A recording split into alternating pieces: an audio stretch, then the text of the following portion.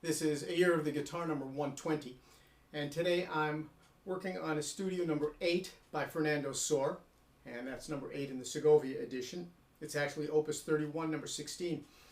This Estudio works on slurs, or hammer-ons and pull-offs, in a moving bass melody with a treble accompaniment.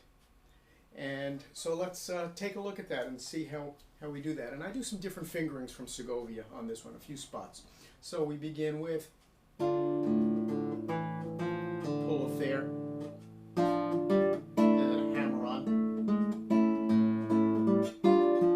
pull off, pull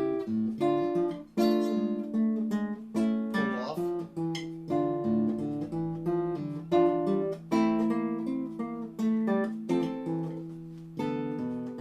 and here's where I do something a little different from Segovia. He has a bar 2, and I just don't see any reason for a bar there. Why not just the tip of the first finger?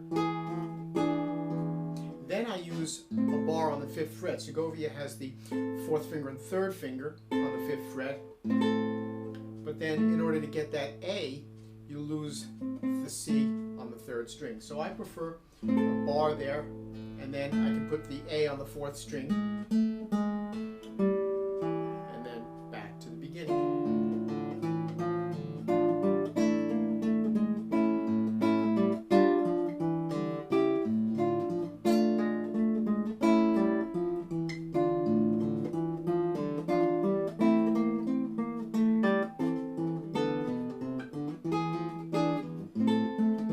Second ending. Now here we have a big stretch.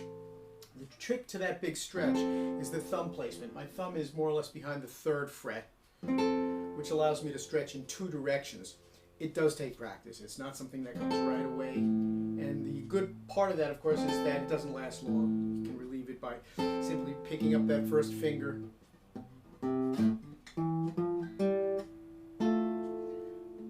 Now Segovia has first finger on the A, then moving it up to the B flat, and then on the next beat, in the next measure, throwing it across as a bar.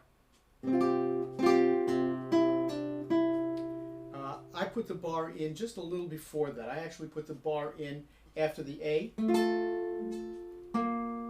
going to the B flat. I put the bar in right at the B flat, and then I'm already there for the bar.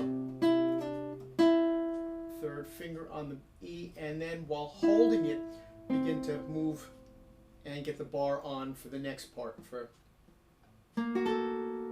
there. Now Segovia has a 2nd finger on the A on the 4th string.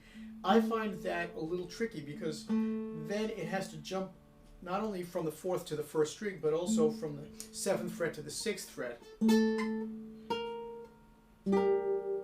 So rather than have to do that, which I find awkward and could potentially disturb the flow of the music, I've got my 4th finger on the B flat. Then instead of going to the 2nd finger on the A, I take my 3rd finger, pick it up off the F sharp on the 2nd string, and move it over to the A.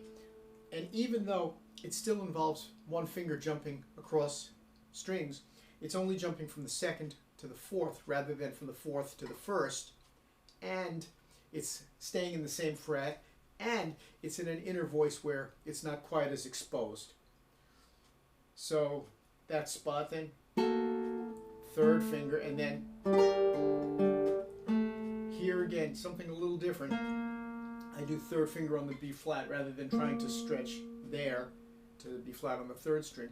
Plus I like keeping the melody. It just sounds really good if the melody can stay on that.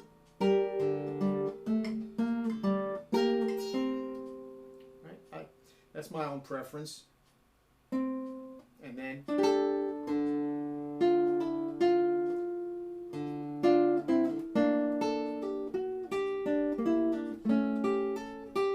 all those hammer-ons.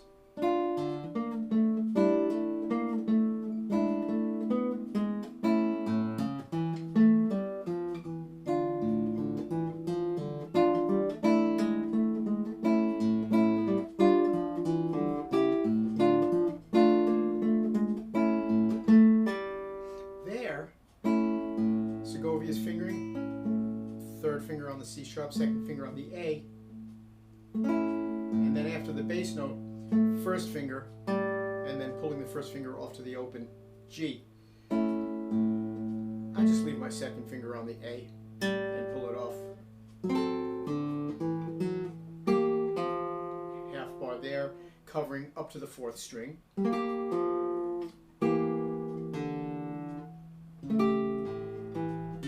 Here again, a bar covering up to and including the fourth string, so that we get the E there.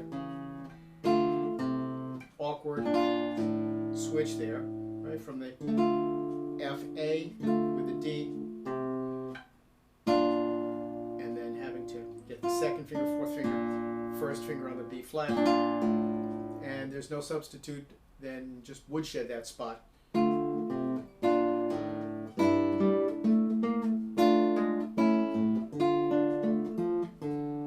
Repeating then.